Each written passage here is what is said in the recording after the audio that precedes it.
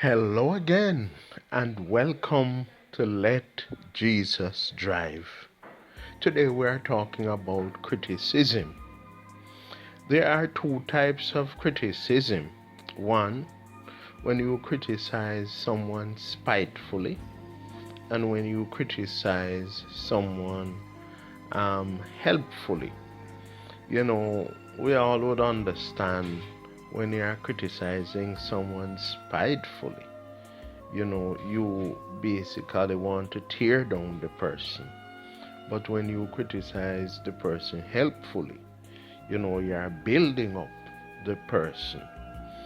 It is kind of hard for us to criticize something that we have never done.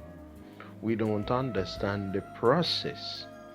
And if we are going to criticize something, then we need to understand it. We have to have experience in terms of how to do that thing. So it is unfair to criticize something that you have never done or something that you cannot do. You cannot dispute facts. What does criticism of others do to our inner self?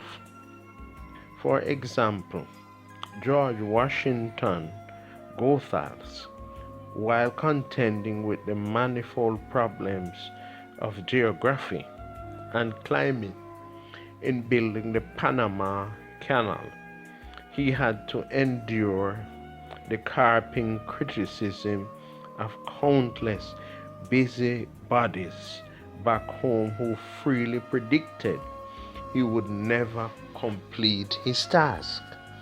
But he pressed steadily forward in his work and said nothing. Aren't you going to answer your critics? A subordinate asked him. He said, in time. Goethals replied, "How?" The great engineer smiled. "This is how I will answer my critics with the canal," he said, "with the finished product." So, talk is nothing but when you have the evidence to prove what you have and what is substance, you can always answer your critics. So, talking a whole lot of things what you can do. Someone says I would prefer to see a sermon than to hear one.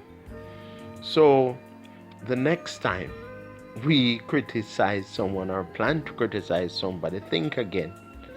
Do you understand what the person is doing? Have you ever done it? And so if you cannot criticize a person helpfully, I think the best advice would be to keep your mouth shut and let Jesus drive.